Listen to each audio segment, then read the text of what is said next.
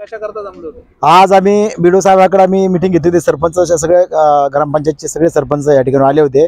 आज आम्ही असा निर्णय घेतलेला आहे की ज्या या एमईसीचा त्रास आम्हाला सगळ्या घरकुल लाभार्थ्याला मिळत आहे आमच्या, तर प्रत्येक ग्रामपंचायतचे लोक येऊन आमच्याकडे येतात, रोज ग्रामपंचायतला येतात आणि त्यामध्ये आमचा घरकुलचा चेक नाही आला, अनेक प्रकारचे या ठिकाणी आल्यानंतर आम्हाला बीडो साहेब सांगते आमची लाईट नाही। त्यासाठी आम्ही आज सगळ्या जणांना असा निर्णय घेतलेला आहे की आज आम्ही जाऊन या एमईसीबीच्या अधिकाऱ्याला एसी साहेबाला आम्ही या ठिकाणावर जाऊन जॉब विचारण्यासाठी आम्ही या ठिकाणावर जमा झालेलो आहे। प्रत्येक गावचे ग्रामपंचायतचे सगळे सरपंच या ठिकाणी आलेले आहे। जास्त आमच्या लोकांना सर्वाला या ठिकाणी त्रास झाल्या कारणाने आता आम्ही जाऊन एमईसीबीच्या ऑफिसर अधिकाऱ्याला बीडो साहेबाच्या मार्फत या ठिकाणी आम्ही जाऊन आता त्याला जॉब विचारणार आहे की आमची या एमईसीची लाईट का बरं बंद होती। यापूर्वी पण लाईट बंद झाली 2 वेळेस, माजी आमदारांनी 1 वेळेस चालू केली, आता आजी आमदारांनी 1 वेळेस चालू केली। असं जर कंडिशन या एमईसीचं होतं असं आणि आमच्या पंचायत समितीत होतं तर आम्ही सर्वसाधारण लोक हे जे लाभार्थी आमचे घरकुलाचे हे खूप त्रस्त झालेले आहे। शासनाने पहिले बी 30,000 घरकुल मंजूर केले, आता परत या शासनाचा निर्णय जालना तालुक्याला 40,000 घरकुल पंतप्रधानचे मंजूर झाले आणि 25,000 घरकुल रमाई आवास योजनेचे मंजूर झाले। आता या घरकुलचं काम करायचं कसं, एकाच पद्धतीने सर्वे चालू आहे गाव लेवलला। अशा पद्धतीने आमचे ग्रामपंचायतचे सगळे सरपंच नाराज होऊन या ठिकाणी आम्ही आमचा रोज त्या तिथल्या जे एमईसीचे अधिकारी आहे त्यांना विचारायला चाललेलो आहे।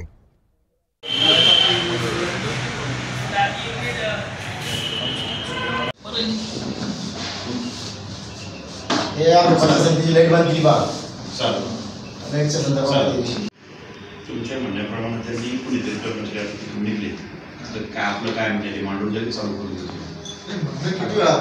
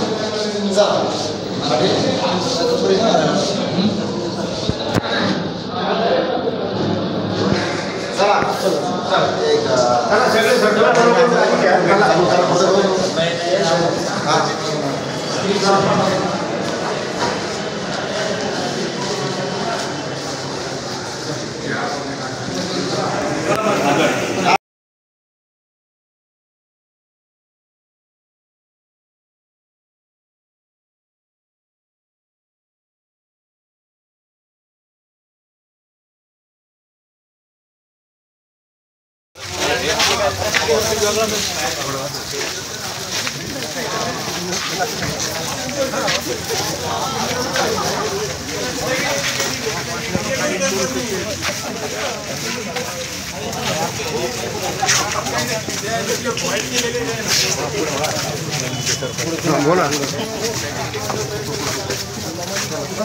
येतं मस्त घडलं या ना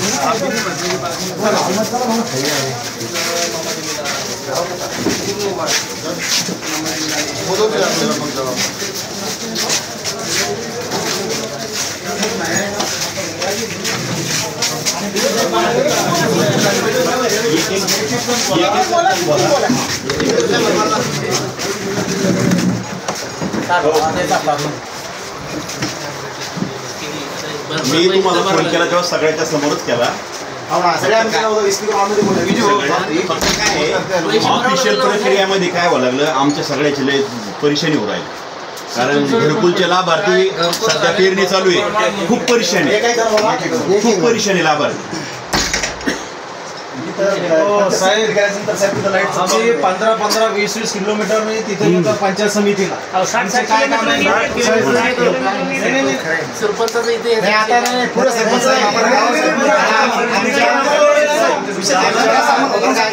आमच्या ग्रामपंचायतीमध्ये तुम्ही जे खंबे डिप्या उभ्या करू आले आमचं परमिशन घेता काही गोष्टी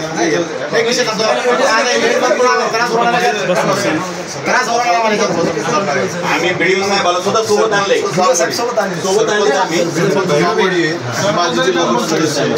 माझं एकच मत आहे सर, आमचं म्हणणं आहे मंजूर आहे सध्या ग्रामीण भागात आणि ग्रामीण भागाचा मुख्य कारा पंचायत समिती आहे सर। बाकीची लाईट बंद केली तरी चालते पण पंचायत समिती वारंवार पंचायत समितीची लाईट बंद होतात, 2-3 महिने असतात वारंवार पंचायत समिती 2 महिने तसं बाकी तहसील कार्यालय एसपी ऑफिस आहे, कलेक्टर ऑफिस आहे, होत नाही ना।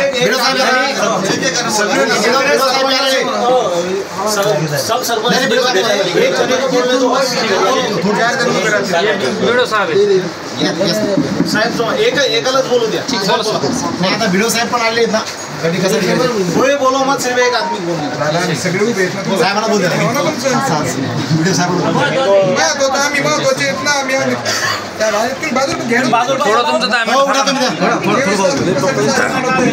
आता काहीच विद्यम बुद्धा नाही. आता आपला हे सगळ्यात मोठं महत्वाचं 123 ग्रामपंचायतचे लोक आले.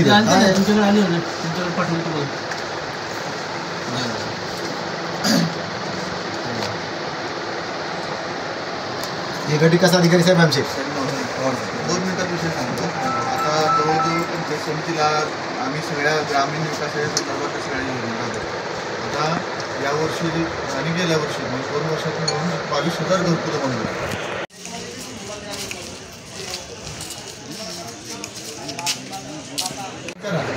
आणि सरपंच आहे त्यांना विचारा 3 महिने 1 दिवसही सुट्टी घेतली का? कारण शासनाचे 100 दिवसाचे कार्यक्रम आम्हाला राबवायचे होते. दर 2-3 महिन्यातनं थोडंफार बिल ठीक आहे. आता त्या वर्षी आम्हाला 6 दिवसाचा निधी झाला नाही, ग्रँड झाली नाही, त्यामुळे आम्ही ऐकतच नाही साहेब. फोनच घेत नाही सर. ऐका ना ते जे कट करत 3-3 बार त्यांनाच विचारतो आम्ही प्रश्न. तुम्ही म्हणता म्हणजे दर 3 महिने प्रोसेस केलेली आहे. आम्ही मागणी करतोय ना. आता शासनानेच ह्या वर्षी दिले नाही, तुम्ही समजून घ्यायला पाहिजे. हो पण ऐका ना तुम्ही बाकीच्या कारण ग्रामीण भागात सगळे काम चालू बरोबर आहे. आमचं काय म्हणणं आहे हा ग्रामीण भागाचा विषय सर. लाभार्थी डायरेक्ट आमच्याकडे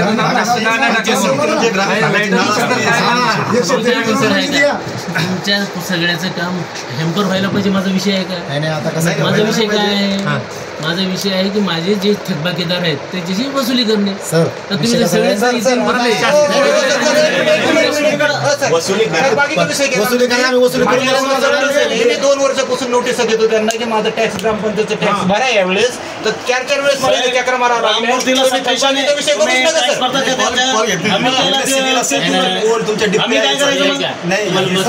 मागितले की तुम्ही ते बरोबर ठीक आहे. ऐका ना आपण मेन मुद्द्यावर पंचायत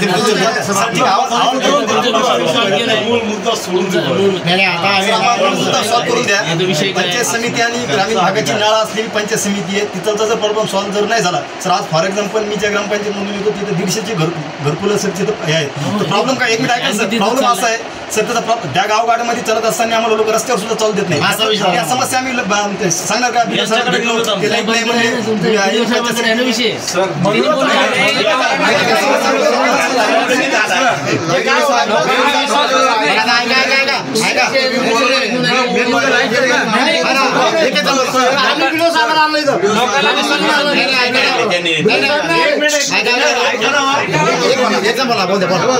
आम्ही बीडीओ साहेबाला तिथून बळजबरी उठून आणलं. तिथून फोन करायचं ना मला.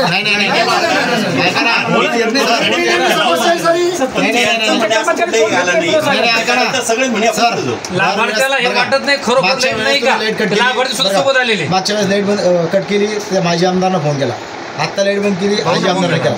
आमदारच फोन करायचा ना आम्ही त्याच्या ऐका ना.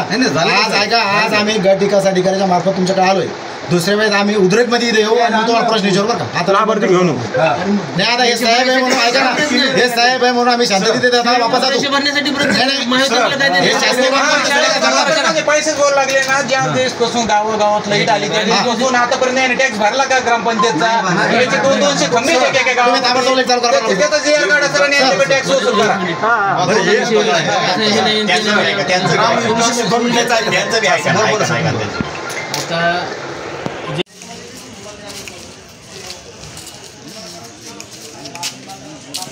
वगैरे हे अंडरटेकिंग दिलं की चालू करा म्हणून सांगितलं.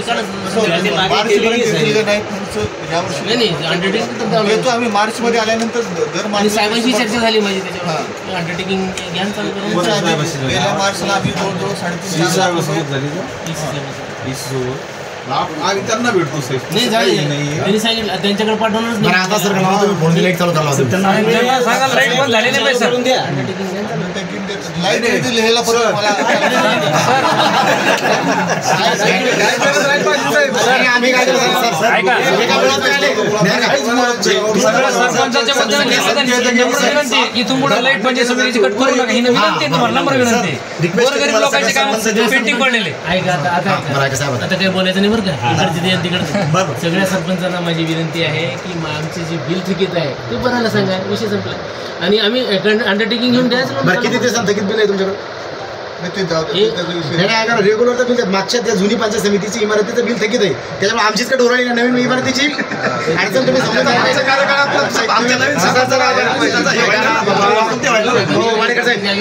विषय पंचायत समितीचा विषय आहे ना तर गट विकास अधिकाऱ्याच्या मार्फत तुम्ही माहिती करून घ्या पहिलं. तुम्हाला त्याचं काही माहिती नाही.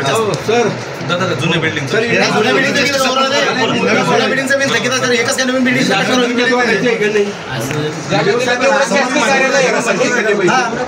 पैसे करून भरू शकते. नाही तरी पण 10,000 रुपये महिन्यात भरतो आपण. मी जर माझी सगळी आणून आपण तरी पेमेंट आलं नाही तर ते स्वतः ऑफिशियल पातळीवर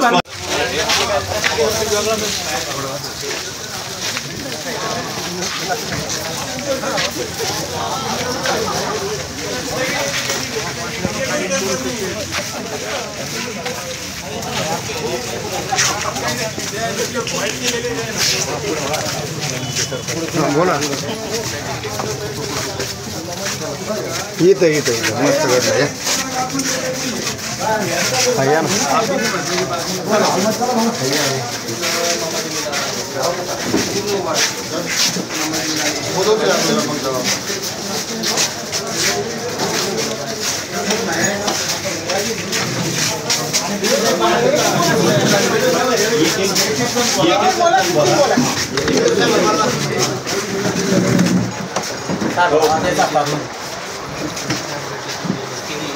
मी तुम्हाला फोन केला तेव्हा सगळ्याच्या समोरच केला. ऑफिशियल प्रक्रियामध्ये काय व्हावं लागलं आमच्या सगळ्याची लय परेशानी होऊ राहिली. कारण घरकुलचे लाभार्थी सध्या पेरणी चालू आहे. खूप परेशानी लाभार्थी. साहेब आम्ही 15-20 किलोमीटर तिथे येतो पंचायत समितीला. काय काम सरपंचाचं इथे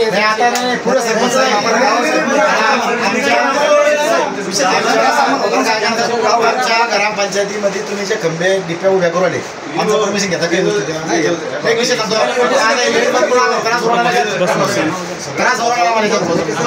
आम्ही बीडीओ साहेबाला सुद्धा सोबत आणले.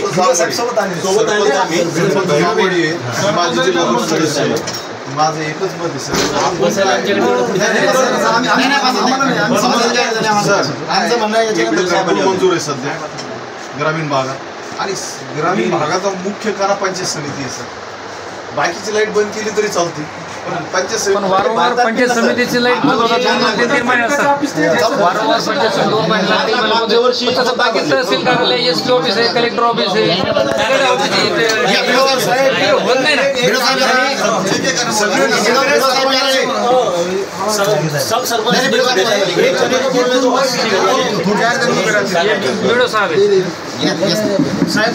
एकालाच बोलू द्या. आता व्हिडिओ साहेब पण आले ना कधी कसं बोलो मत सिर्फ एक आदमी बोलणार सगळे साहेबांना बोलतो व्हिडिओ साहेब थोडं तुमचं आता काहीच विद्या बुद्धा नाही. आता आपला हे सगळ्यात मोठं महत्वाचं 123 ग्रामपंचायतचे लोक आले. तुमच्याकडे आली होती तुमच्याकडे पाठवतो.